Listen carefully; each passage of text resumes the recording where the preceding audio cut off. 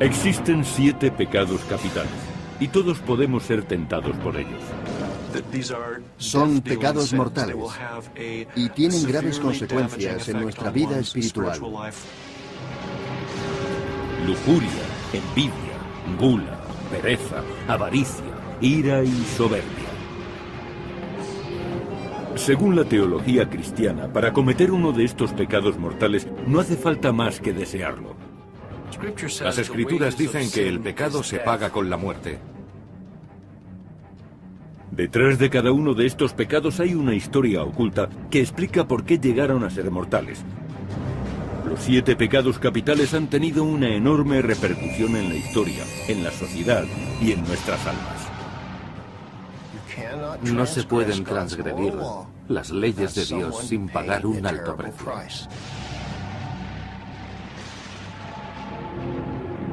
Y el peor de todos, el que incita a matar, es la ira. Los 7 pecados capitales son una importante concepción cristiana, aunque realmente no aparecen en la Biblia.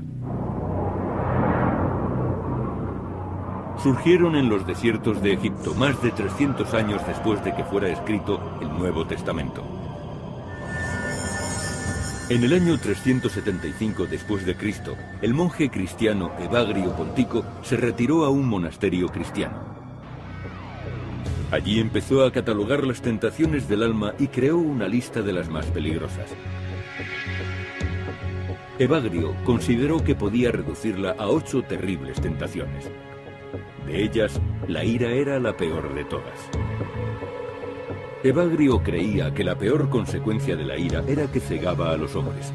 Así escribió: un hombre con ira no puede ver la luz, y la oración de una persona furiosa es la abominación. Los 7 pecados capitales no serían codificados hasta el año 590 después de Cristo, cuando el Papa Gregorio el Grande estudió la lista de Evagrio y cambió las tentaciones por pecados mortales, reduciendo la lista a 7.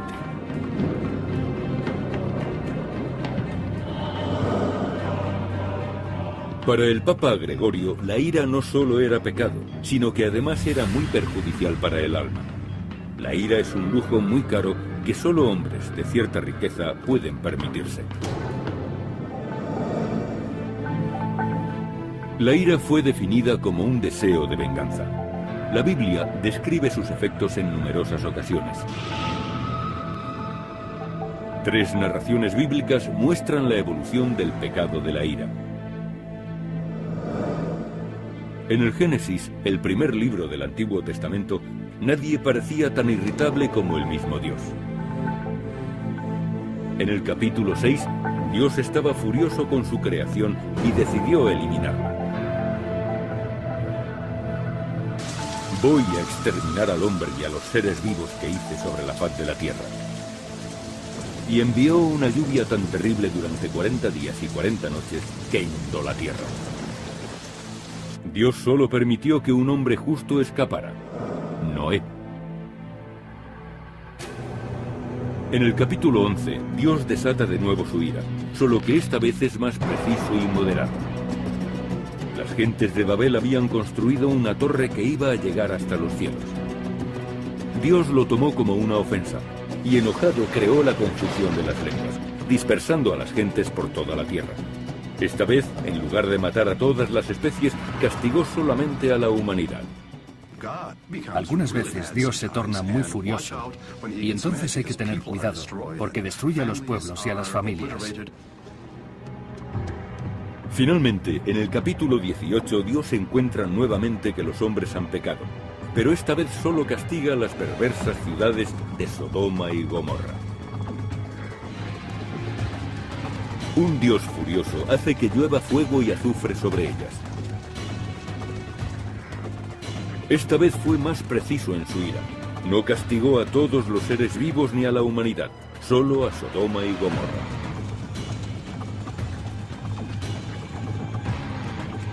De acuerdo con los teólogos, existe un mensaje en la ira de Dios.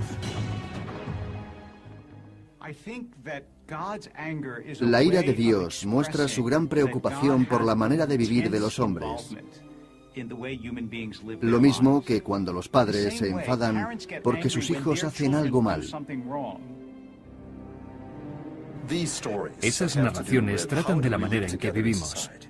Sirven para controlar a la gente, encaminándole en cierto modo hacia actividades adecuadas y explicando los hechos buenos o malos que suceden a nuestro alrededor.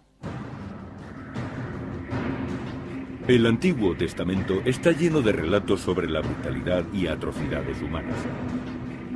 En el Génesis encontramos el asesinato de Abel a manos de Caín y la agresión del rey Saúl contra David en el libro de Samuel. Estas historias no fueron escritas para los débiles de corazón, sino que son ejemplos de las mortales consecuencias de la ira. En el Éxodo, el segundo libro de la Biblia, aparecen los 10 mandamientos dando un giro importante a la forma de entender el pecado. La gran innovación de los 10 mandamientos y lo que distingue de las culturas paganas que abundan en la Biblia es que Dios se ocupa de los hombres. En las culturas paganas, Dios solo se ocupa de sí mismo. En el judaísmo y posteriormente en el cristianismo, Dios se relaciona consigo mismo a través de los hombres. El pecado es una falta contra Dios, tanto si está dirigido contra Él mismo o contra los hombres. El quinto mandamiento dice: no matarás.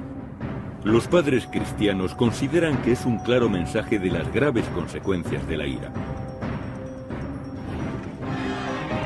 Irónicamente, el portador de los 10 mandamientos, Moisés, es un hombre muy irritable. En el Éxodo, Moisés vio cómo un egipcio maltrataba a un esclavo hebreo y en un ataque de rabia mató al egipcio. Más adelante, en el monte Sinaí, Moisés regresó con las 2 tablas de la ley y encontró a los judíos adorando a un becerro de oro. Furioso, rompió las tablas de piedra al pie de la montaña. Es un tipo de ira en la que si pierdes el control puede haber consecuencias muy perjudiciales. En aquella ocasión, rompió las tablas de la ley y tuvieron que ser sustituidas. Pero en ambos casos, Dios no castigó a Moisés, sino que aprovechó su ira para mostrarle los peligros del pecado. Lo interesante de este relato es que Moisés estaba muy furioso, que es un sentimiento que forma parte de la naturaleza humana. Todos nos enfurecemos a veces y negarlo u ocultarlo no es saludable ni realista. De esta forma entendemos que la ira de Moisés era perfectamente humana. La visión de la ira en el Antiguo Testamento refleja la tradición cultural judía. En la Biblia, la ira conduce al pecado. Así que cuando la ira conduce a la crueldad o a la violencia, entonces es un pecado. Si la ira no es más que una emoción sentida por un individuo y no tiene consecuencias, es dolorosa y peligrosa, pero no es pecado. El pecado de la ira adquiere una nueva vertiente en los evangelios. Una de las primeras narraciones del Evangelio de San Mateo trata de las terribles consecuencias de la ira de Herodes.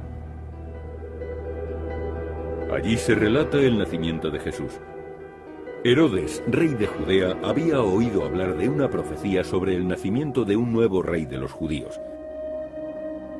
La posibilidad de que este rey ocupara su trono le hizo ponerse furioso. Herodes estaba muy furioso porque temía que cuando naciera el nuevo rey de los judíos le arrebatara el poder. Como no pudo encontrarlo, montó en cólera y decretó la matanza de los recién nacidos. Y de esta manera eliminar al futuro pretendiente al trono. El relato es conocido como la matanza de los santos inocentes. El Evangelio dice que Herodes mandó degollar a todos los niños menores de 2 años de Belén y de la costa. Jesús sobrevivió porque su familia había huido a Egipto. Por supuesto, para nosotros, cualquier historia sobre matanzas de niños es algo terrible e imperdonable. Al mismo tiempo, emergió un nuevo concepto del pecado y de sus orígenes en la tradición judeo-cristiana. ¿Qué podría haber causado que alguien cometiera la crueldad de degollar inocentes?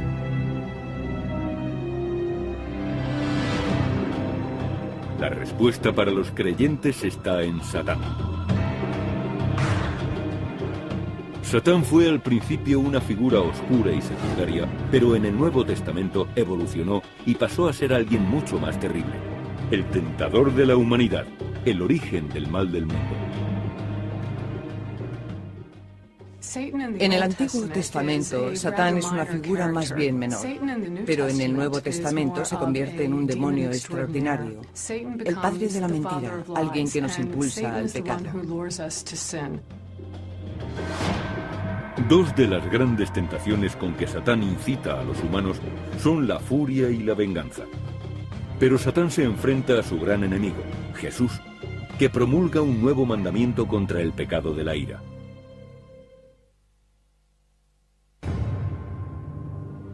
Se cree que los 7 pecados capitales son la antesala del infierno, y el más violento y sangriento de todos ellos es la ira. En el Antiguo Testamento, Dios estaba furioso cuando dice en el Deuteronomio, «La venganza es mía». En el Nuevo Testamento, la figura de Satán emerge como una encarnación demoníaca del pecado, especialmente el de la ira. El contrapunto a la furia de Satán es Jesús, que adopta un enfoque radicalmente distinto hacia la ira.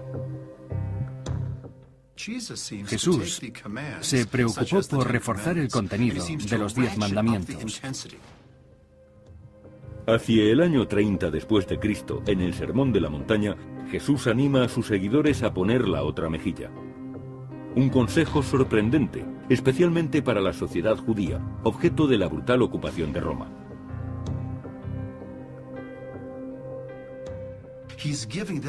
Les brinda una manera de responder con dignidad y autoestima. Desde Tolstoy a Gandhi, pasando por Martin Luther King Jr., esa forma de pensar ha sido muy motivadora, porque permite que nos expresemos con dignidad y resolución, sin recurrir a la ira o a la violencia.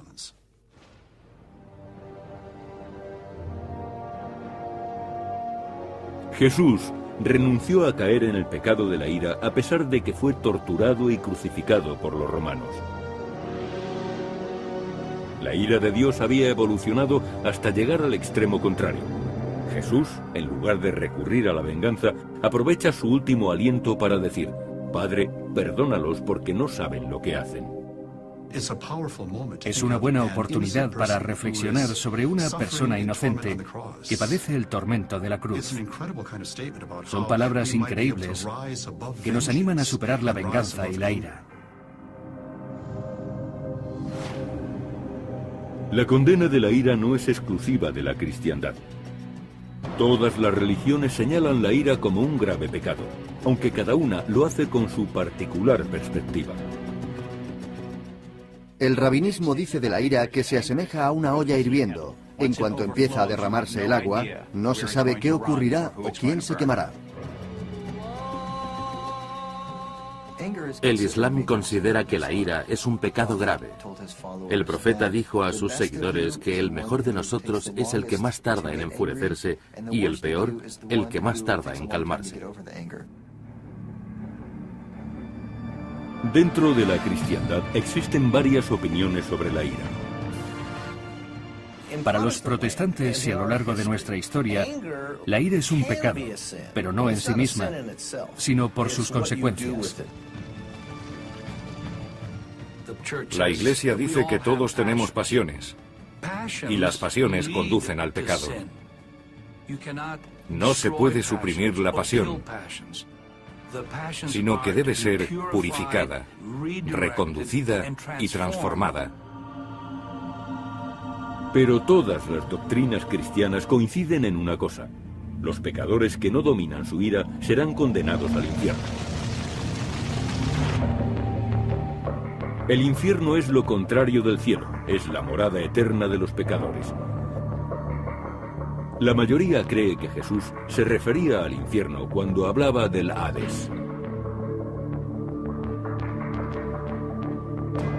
Pero en el Nuevo Testamento, Jesús se refería al lugar donde van los condenados con la palabra Gehenna.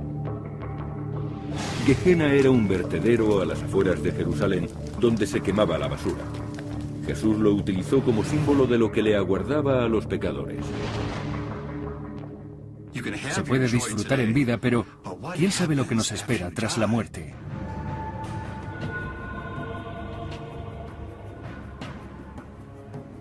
El infierno era donde se castigaba a los condenados.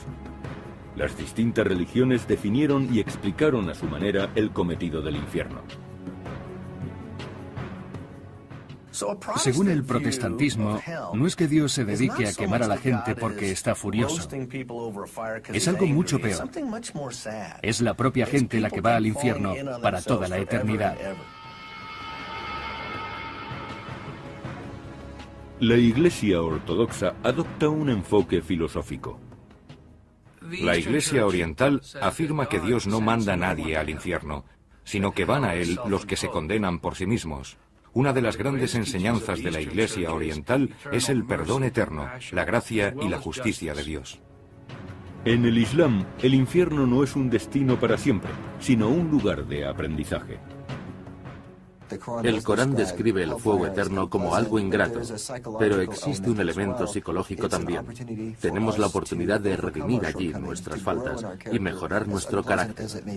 Por malo que pueda ser el infierno, cuando nos hayamos purgado entraremos en el cielo. Quizá la descripción más impresionante del infierno fue la del autor italiano Dante Alighieri en el año 1320 después de Cristo. La forma en que representó a los condenados captaría la atención del mundo cristiano. En la Divina Comedia, Dante relató un viaje en el que descendía a los 9 niveles del infierno. Algunas de sus descripciones del infierno son tan impactantes que atraparon al público durante años. El viaje de Dante es terrorífico. Clasifica a los condenados según su pecado. En cada caso, el castigo se ajusta al crimen. El castigo por la ira se encuentra en el 5º nivel, en las aguas del cenagoso río Estigia, donde los dominados por la ira se golpean despiadadamente entre sí tratando de escapar del río. Dante describe sus rabiosos intentos por destruir a los demás.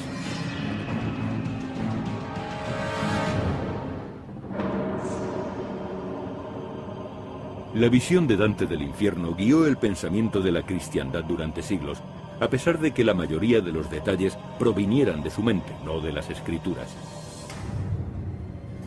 La interpretación cristiana del infierno evolucionaría de nuevo con los demonólogos medievales que catalogaron a los ocupantes del infierno. En 1598 después de Cristo, el obispo alemán y cazador de brujas Peter Binsfeld recopiló una detallada jerarquía de los demonios. Creía que cada uno de los 7 pecados capitales estaba asociado a un demonio particular. Binsfeld afirmó que el demoníaco príncipe del pecado de la ira era Amón. Probablemente el nombre provenía del dios Sol de los egipcios, adorado en tiempos en las pirámides alrededor del año 1550 a.C. Binsfeld describió al demonio de la ira como un monstruo que escupía fuego, con pico de cuervo y cola de serpiente. Tentaba a los hombres con el poder y los destruía con su propia ira. Peter Binsfeld creyó que existía otra entidad demoníaca que también controlaba la ira. Y esta no era ninguna otra que el poderoso rey del infierno, Satán. La ira está íntimamente relacionada con Satán. La ira mal llevada puede conducir a la violencia y al asesinato. Probablemente es la emoción más fuerte. Por eso no sorprende que esté relacionada con Satán, porque de todos los demonios es el más poderoso. Durante siglos el miedo a Satán y al fuego eterno formaron parte principal de la manera de entender el pecado. Pero actualmente muchos creen que aquellos antiguos temores de ir al infierno importan muy poco. Sabemos algo más sobre la naturaleza del universo, lo que hay arriba y lo que hay abajo. Pero los hay que creen que la ira ha conducido a un concepto mucho más diabólico: la guerra, que es la representación del infierno en la vida real.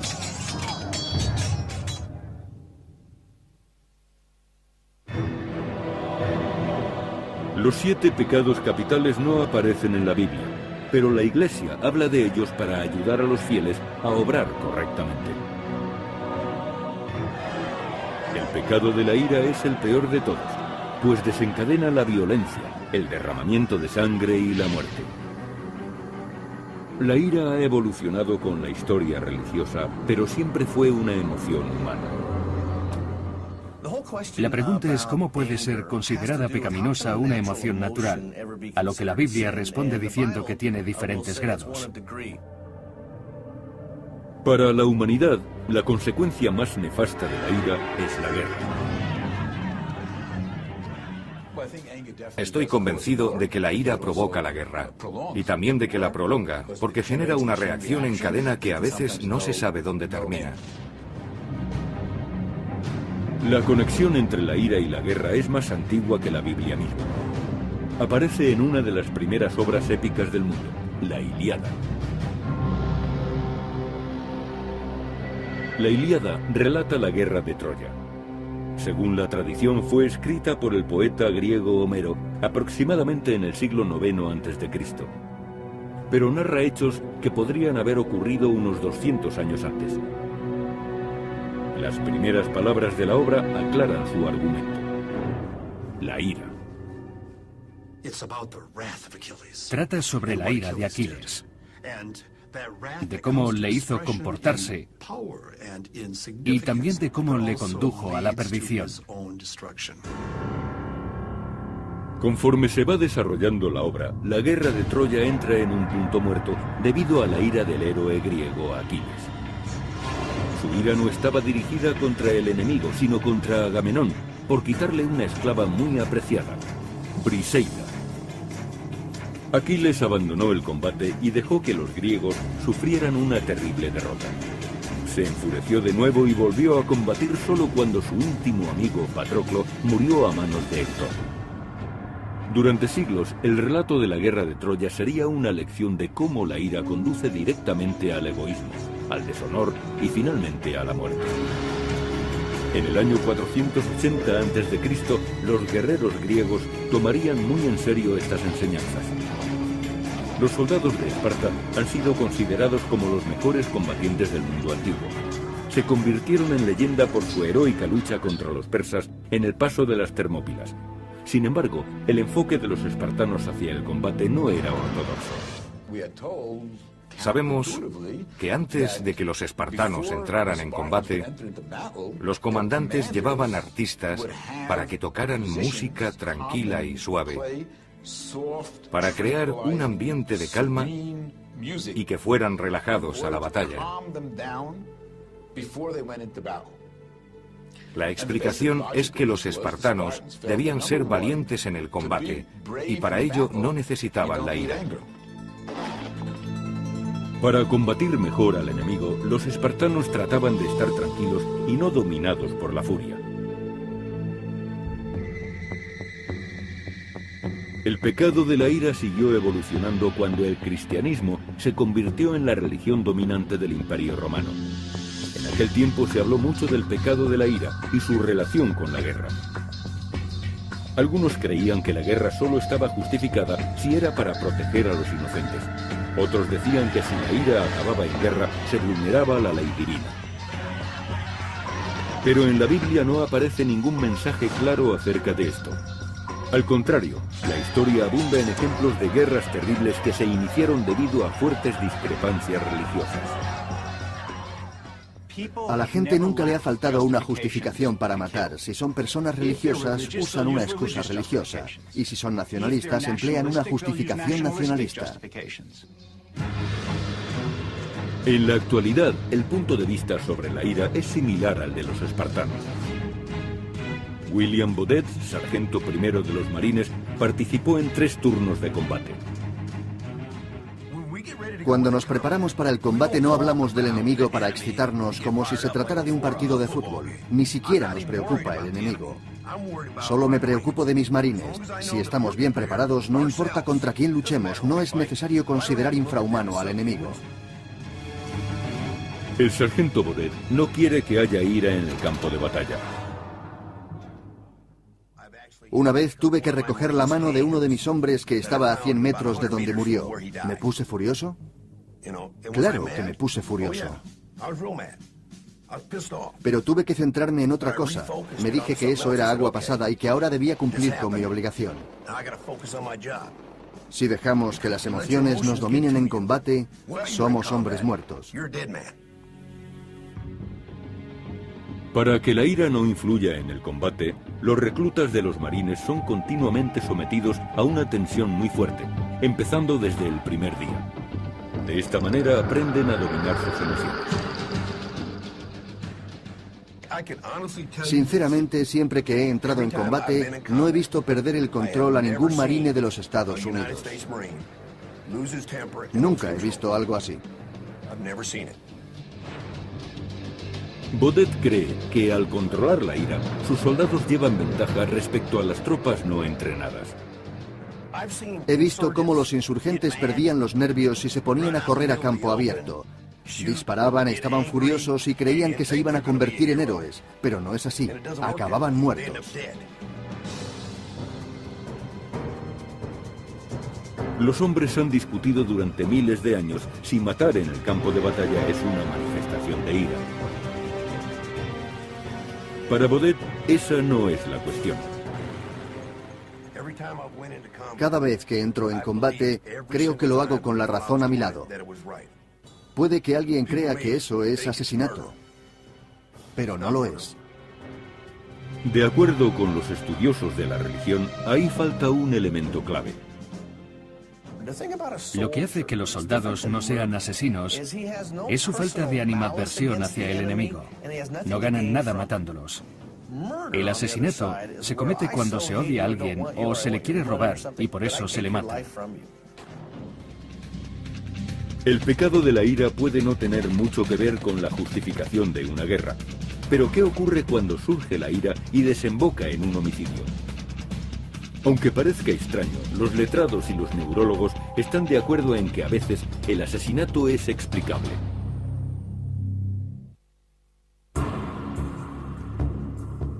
Los 7 pecados capitales fueron descritos por la Iglesia para ayudarnos a conseguir el cielo. El peor de todos estos pecados, el que acaba con más frecuencia en derramamiento de sangre, es el pecado de la ira. A lo largo de la historia de América ha existido una razón perfectamente aceptable para explicar que la ira acabe en asesinato, el llamado crimen pasional. Generalmente, pensamos que los crímenes pasionales están relacionados con relaciones románticas o matrimonios. En esos casos es muy frecuente que la ira desemboque en violencia brutal.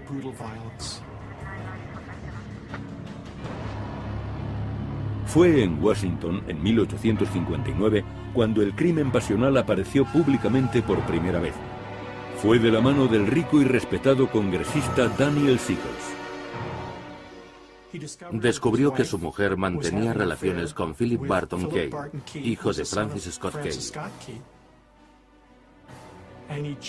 Estaba tan furioso que cogió sus pistolas y fue a matarlo. Armado con 2 pistolas y acompañado de su mejor amigo, Sickles buscó a Philip Kay por las calles de Washington. Le disparó una vez al pecho y cuando el herido le suplicaba que le perdonara la vida, Sickles le disparó 2 veces más.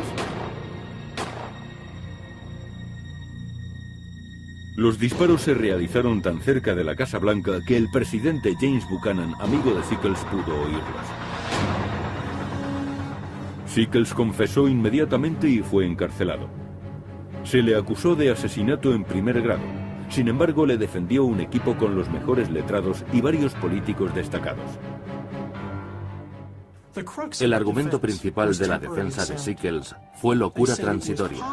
Se adujo que era posible que una persona no distinguiera temporalmente entre el bien y el mal, y que después del crimen, repentinamente, pudiera distinguirlos de nuevo.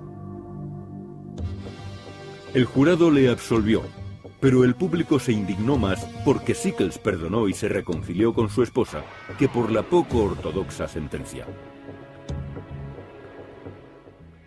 Fue la primera persona de la historia americana que se defendió a sí mismo con éxito basándose en una locura transitoria.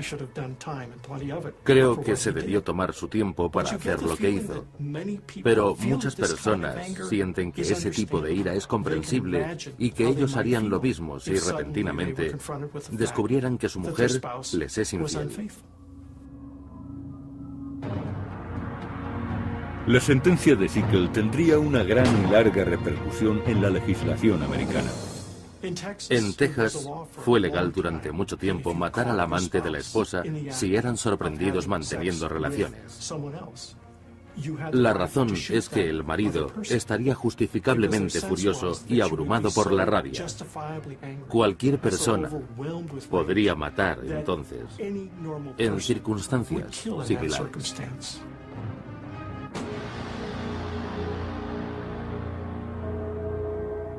Algunos creen que la locura transitoria no es más que un truco astuto, una laguna jurídica para el momento en que se sucumbe a la ira. En la actualidad, los científicos están empezando a examinar el origen de la ira. El cerebro recibe mucha información, tanto del interior del cuerpo como del exterior. Dentro del cerebro se encuentra la amígdala, que filtra toda esa información y se formula una pregunta. ¿Es esto una amenaza? ¿Algo por lo que me tenga que preocupar? El doctor Rubenberg ha señalado la amígdala como la principal instigadora de la ira. Este lóbulo, del tamaño de una nuez, puede aturdir el cerebro con una rabia incontrolable.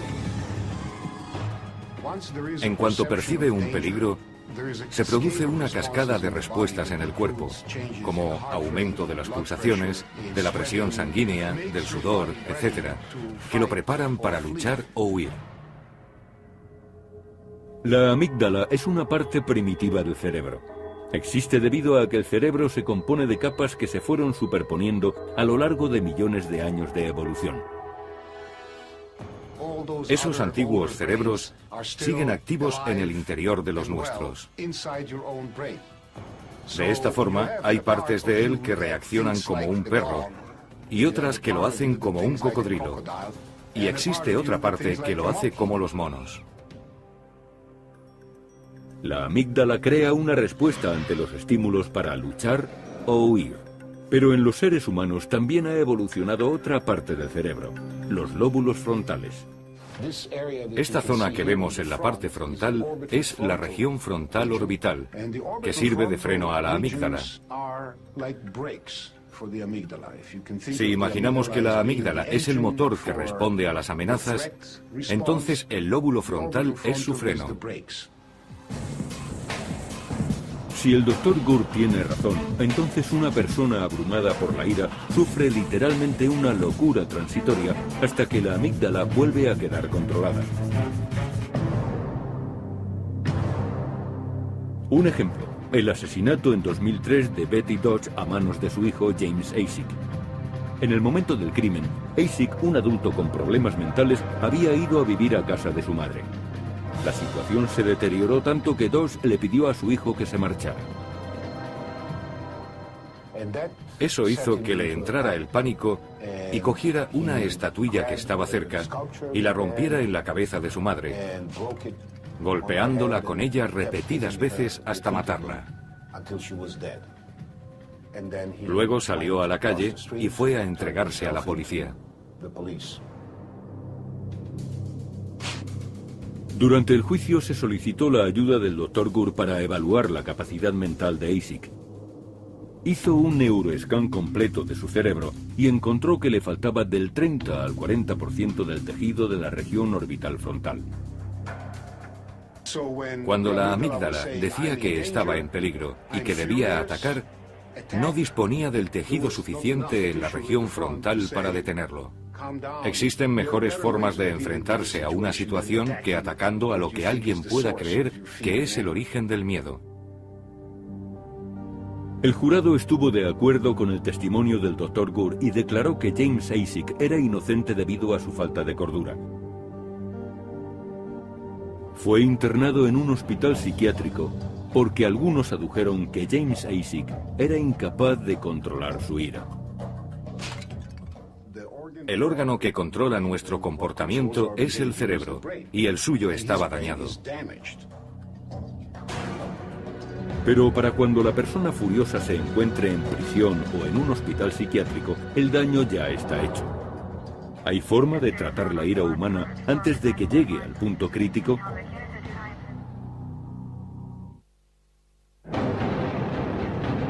Los 7 pecados capitales han servido de advertencia para la cristiandad durante siglos. Y aunque los pecados de lujuria, avaricia, envidia, soberbia, gula y pereza tienen consecuencias, quizás sean las de la ira las que acarrean más muertes. Cuando estamos furiosos perdemos el control y de esta manera tendemos a la violencia física. Cuando caemos en manos de la ira, estamos totalmente perdidos.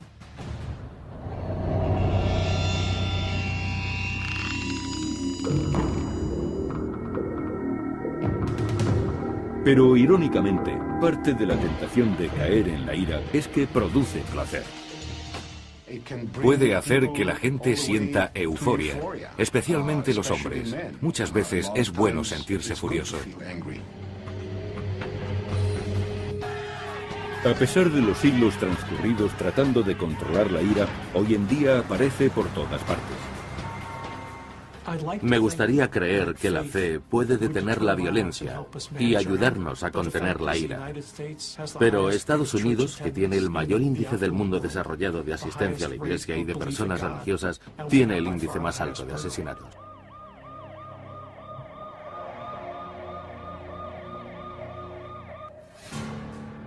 El concepto del pecado de la ira ha evolucionado con los siglos. El cristianismo afirmaba que los que cometían este pecado se enfrentaban al fuego eterno del infierno. Pero existen algunos pecadores atormentados por la ira, incluso en esta vida. Mantenía una relación y las cosas no fueron bien. No sabía lo que hacía y compré 8 litros de gasolina. Rompí unas ventanas del apartamento en el que vivía. Rocié el coche de ella con gasolina y lo quemé. Estalló en llamas en el garaje. Todo el lugar tuvo que ser evacuado y podría haber matado a cientos de personas. Exploté y le pegué lo suficiente como para ir a juicio. Me cayeron 5 años de cárcel. Hay personas que no tratan de dominar sus pecados por medio de la confesión y del arrepentimiento, sino que tratan de controlar su ira. La ira está tan extendida en la sociedad que la expresión controlar la ira ha entrado en la terminología popular. Anuzza Bellissimo es una especialista que ha tratado millares de personas con arrebatos de ira.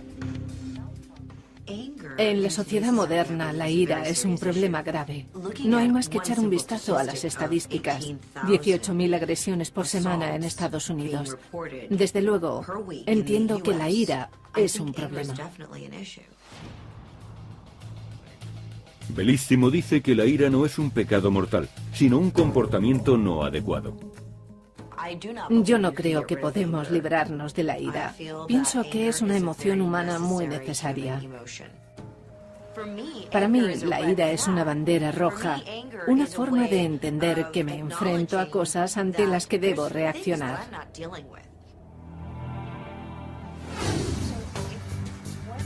Los expertos dicen que la clave para superar la ira tiene poco que ver con controlar la rabia, y bastante más con las relaciones personales. Si les digo a mis pacientes que la ira destruye la convivencia con su mujer y sus hijos, da resultado. Lo más importante para la humanidad es mantener una relación, conectar con el otro y saber comportarse. Según la tradición, el pecado de la ira se castiga con el fuego eterno. Pero Bellissimo cree que el enfoque religioso hacia el pecado de la ira no es útil en el mundo actual. Nunca he podido atemorizar a mis estudiantes que han sufrido un acceso de ira diciéndoles que irían al infierno. Esa herramienta no me ha sido útil. Pero algunos difieren de esa opinión.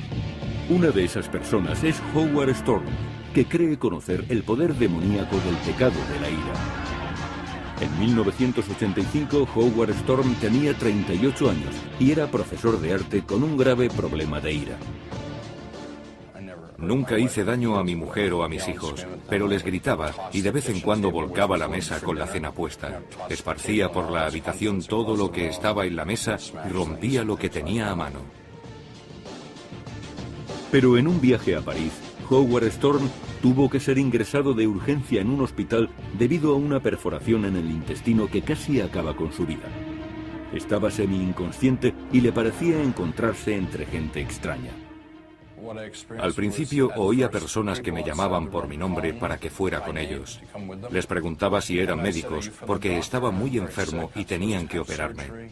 Me respondían que me diera prisa, que me conocían bien y que debía ir con ellos. Semi-inconsciente, Storm soñó que iba por un pasillo muy largo. De repente, sin previo aviso, empezaron a golpearle por todos lados. Solo entonces se dio cuenta de que no estaba en un hospital de verdad. Me defendí lo mejor que pude. Luché tanto como mis fuerzas me permitían. Traté de impedir que me pegaran, arañaran y mordieran.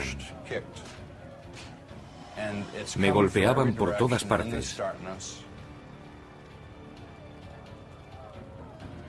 No hay forma de describir aquello. Las palabras miedo, terror y pánico son completamente inadecuadas. En un momento dado, Storm, ateo desde siempre, hizo algo que no se le habría ocurrido nunca. Se puso a rezar. Y entonces apareció un rayo de luz que le liberó de sus atacantes. Y se volvió a encontrar en la cama del hospital consciente de nuevo. Howard Storm cree que solo hay una explicación para su experiencia. Creo que lo que me pasó es que tuve la oportunidad de sentir lo que era el infierno.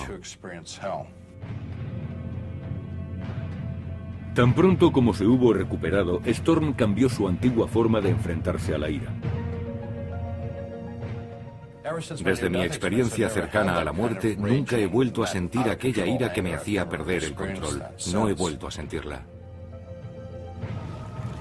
Tanto si la experiencia de Storm fue un viaje al infierno o sencillamente una alucinación, tuvo una profunda repercusión en él. Transformó su forma de comportarse con su mujer y familia y cambió sus emociones.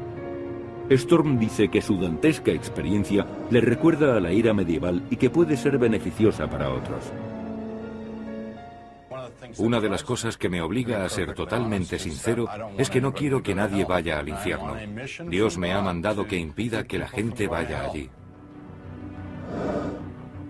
El pecado de la ira ha evolucionado a lo largo de milenios, desde la ira de un Dios justo en el Génesis hasta el perdón de Jesús en los Evangelios. Desde los castigos infernales imaginados por Dante a los procesos judiciales que tratan de controlar este pecado. ¿Es la ira el más grave de los 7 pecados capitales? La respuesta puede no tener importancia, pues a fin de cuentas todos hemos de ser juzgados, algunos por nuestros pares, otros por alguien superior. Y para los que sufren el tormento de la ira, puede que este pecado sea suficiente para hacer que padezcan el infierno en la tierra. Después de que fuera escrito el Nuevo Testamento. En el año 375 después de Cristo, el monje cristiano Evagrio Pontico se retiró a un monasterio cristiano. Allí empezó a catalogar las tentaciones del alma y creó una lista de las más peligrosas. Evagrio consideró que podía reducirla a 8 terribles tentaciones. De ellas, la ira era la peor de todas. Evagrio creía que la peor consecuencia de la ira era que cegaba a los hombres. Así escribió: un hombre con ira no puede ver la luz, y la oración de una persona furiosa es la abominación.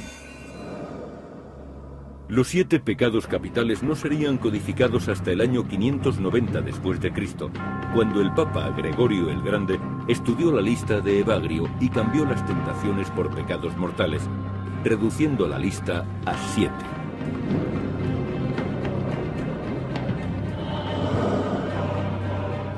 Para el Papa Gregorio, la ira no solo era pecado, sino que además era muy perjudicial para el alma. La ira es un lujo muy caro que solo hombres de cierta riqueza pueden permitirse. La ira fue definida como un deseo del libro de Samuel. Estas historias no fueron escritas para los débiles de corazón, sino que son ejemplos de las mortales consecuencias de la ira. En el Éxodo, el segundo libro de la Biblia, aparecen los 10 mandamientos dando un giro importante a la forma de entender el pecado. La gran innovación de los 10 mandamientos y lo que distingue de las culturas paganas que abundan en la Biblia es que Dios se ocupa de los hombres. En las culturas paganas, Dios solo se ocupa de sí mismo.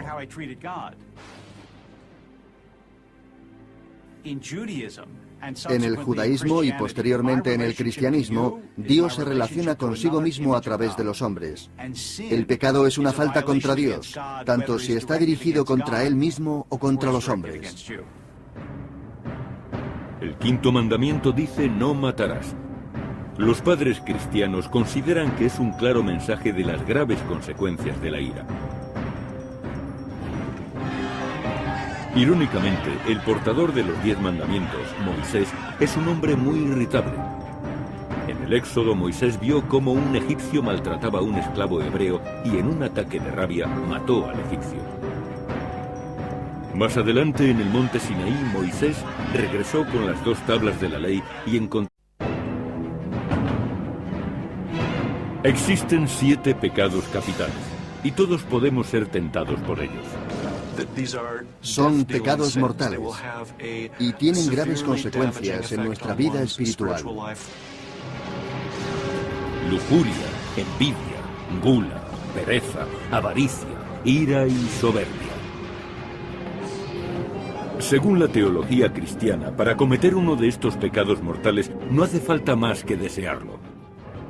Las Escrituras dicen que el pecado se paga con la muerte.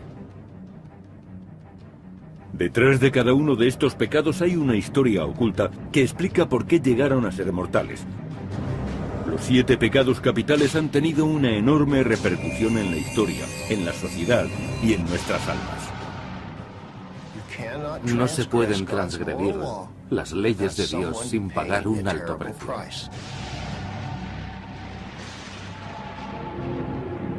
Y el peor de todos, el que incita a matar, es la ira. Los 7 pecados capitales son una importante concepción cristiana, aunque realmente no aparecen en la Biblia. Surgieron en los desiertos de Egipto, más de 300 años de venganza. La Biblia describe sus efectos en numerosas ocasiones. 3 narraciones bíblicas muestran la evolución del pecado de la ira. En el Génesis, el primer libro del Antiguo Testamento, nadie parecía tan irritable como el mismo Dios. En el capítulo 6, Dios estaba furioso con su creación y decidió eliminarla. Voy a exterminar al hombre y a los seres vivos que hice sobre la faz de la tierra.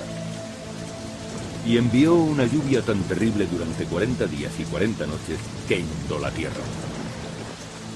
Dios solo permitió que un hombre justo escapara, Noé.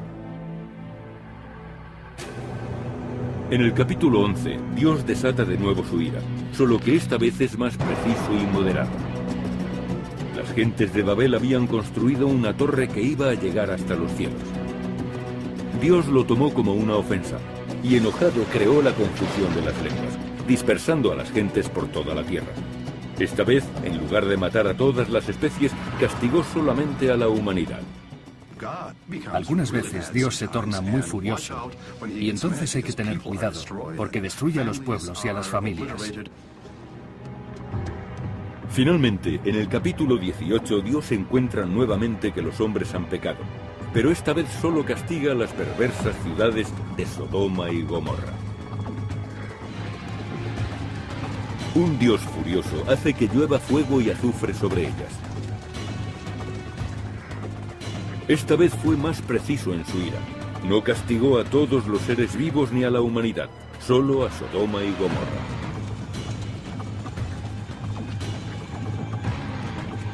De acuerdo con los teólogos, existe un mensaje en la ira de Dios. La ira de Dios muestra su gran preocupación por la manera de vivir de los hombres. Lo mismo que cuando los padres se enfadan porque sus hijos hacen algo mal. Esas narraciones tratan de la manera en que vivimos. Sirven para controlar a la gente, encaminándola en cierto modo hacia actividades adecuadas y explicando los hechos buenos o malos que suceden a nuestro alrededor. El Antiguo Testamento está lleno de relatos sobre la brutalidad y atrocidades humanas. En el Génesis encontramos el asesinato de Abel a manos de Caín y la agresión del rey Saúl contra David en el libro